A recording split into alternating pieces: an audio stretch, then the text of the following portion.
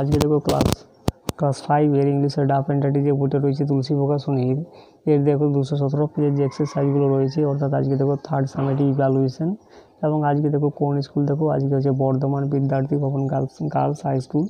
তো এর এক্সারসাইজগুলো আজকে করানো হবে। তো আজকে এ থেকে দেখো অ্যান্সার দ্য ফ্লোয়িং কোয়েশ্চেন। তো এখানে যে প্রশ্নগুলো রয়েছে তার উত্তরগুলো লিখতে বলা হয়েছে। 1 নম্বরে একটি প্রশ্ন রয়েছে, দেখো what are the 4 languages Begum Rokeya learn.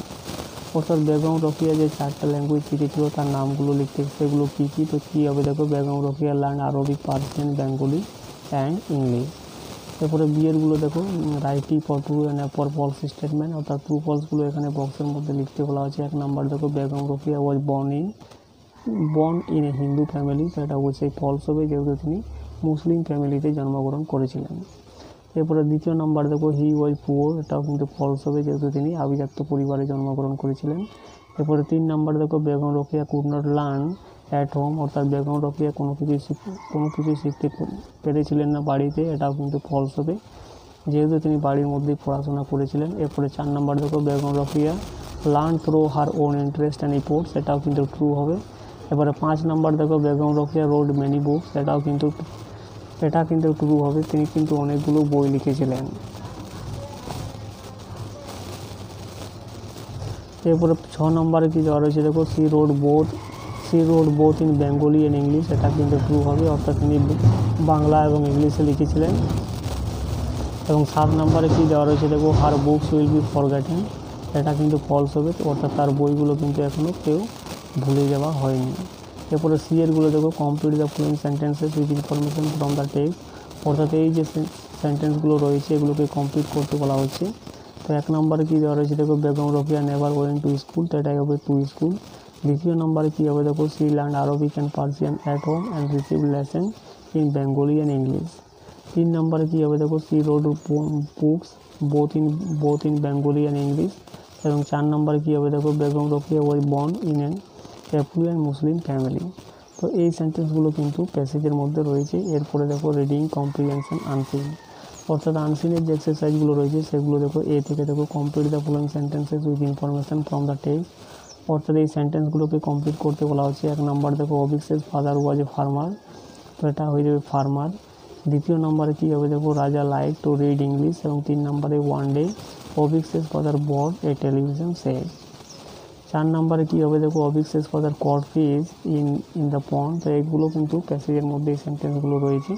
এরপরে বিয়েরগুলো দেখো write T for true and for false statement, অর্থাৎ এই সেন্টেন্সগুলোকে কিন্তু দেওয়া রয়েছে সেগুলো ট্রু ফলসগুলো লিখতে বলা হয়েছে। তো কী হবে দেখো এখন অভিষেক ফাদার ওয়াজ এ বিজনেসম্যান, তো এটা অবশ্যই ফলস হবে যেহেতু অভিকের ফাদার কী ছিল, একজন ফার্মার ছিল। দেখো এরপরে দেখো 2 নম্বরে দেখো Raja went to school with his brother, false হবে। এরপরে 3 নম্বরে দেখো Abhik like to read English, অর্থাৎ অভিক পছন্দ করতে ইংলিশ পড়তে, এটা কিন্তু ট্রু হবে। এবং 4 নম্বরে কী দেওয়া রয়েছে দেখো today Raju's father bought a television set, অর্থাৎ আজ কী করেছিল রাজুর বাবা একটা টেলিভিশন সেট কিনেছিল, এটা অবশ্যই কিন্তু ট্রু হয়ে যাবে। এরপরে সি এরগুলো দেখো রাইট দ্য অপোজিট ওয়ার্ড, অর্থাৎ এখানে অপোজিট ওয়ার্ড লিখতে বিপরীত শব্দ লিখতে বলা হয়েছে। লাইকটা হয়ে যাবে ডিসলাইক। এবং রাইট দ্য অপোজিট জেন্ডার, অর্থাৎ এগুলো জেন্ডার চেঞ্জ করতে বলা হয়েছে। ফাদার থেকে হয়ে যাবে মাদার, সিস্টার থেকে হয়ে যাবে ব্রাদার। এরপরে গ্রামার অ্যান্ড ভোকাবুলারিগুলো দেখো এখানে কী করতে বলা হচ্ছে। 1 নম্বরটা fill in the blank with present continuous form of verb, অর্থাৎ এখানে প্রেজেন্ট কন্টিনিউয়াস টেন্সের ভার্ব ফর্মটা লিখতে বলা হয়েছে। তাই কী হবে দেখো I am working on a special report today. 2 নম্বরে কী লিখতে বলা হয়েছে দেখো অ্যাপ্রোপ্রিয়েট প্রিপোজিশন বসাতে বলা হয়েছে। হি কেম হিয়ার অ্যাট নুন, তো নুন থাকলে সবসময় কী বসে অ্যাড বসে। এবং 3 নম্বরে কী লিখতে বলা হয় অ্যাডভার্ব দিয়ে এখানে পূর্ণ করতে বলা হচ্ছে। তো কী হবে দেখো we should always try to help others.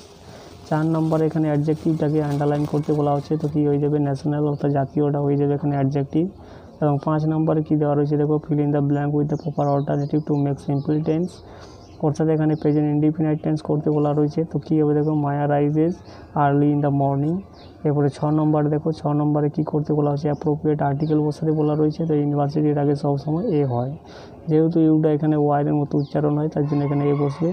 এবং 7 নম্বরে কী দেওয়া রয়েছে দেখো পুট কারেক্ট পাংচুয়েশন মার্ক, তো এখানে কিন্তু পাংচুয়েশন মার্ক করতে বলা, অর্থাৎ পাংচুয়েট করতে বলা হয়েছে সেন্টেন্সটাকে। তো কী হবে দেখো my father's name is Biswanath Dutta. তো এখানে একটা অ্যাপোস্ট্রফি বসবে, তারপরে এরপরে 8 নম্বরে কী করতে বলা রয়েছে দেখো, fill in the blank with past form of verb, অর্থাৎ ভার্বের পাস্ট ফর্ম লিখতে বলা হচ্ছে। তো কী হবে দেখো, উষা লস্ট, লুজ থেকে কী হয়ে যায়, এখানে লস্ট হয়, উষা লস্ট দ্য ব্রোঞ্জ মেডেল। এবং 9 নম্বরটা কী করতে বলা রয়েছে দেখো, fill in the blank with proper gender, অর্থাৎ এখানে জেন্ডার বসাতে বলা রয়েছে। তো কী হবে দেখো, ইন্দিরা গান্ধী মহিলা ছিলেন, তার জন্য এখানে বসে Mrs Indira Gandhi was the prime minister of India. এবং 10 নম্বরে কী করতে বলা রয়েছে, make a sentence with the word, অর্থাৎ এখানে সেন্টেন্স একটা লিখতে বলা রয়েছে। পুয়ার থেকে কী লিখবে দেখো, we should help the poor.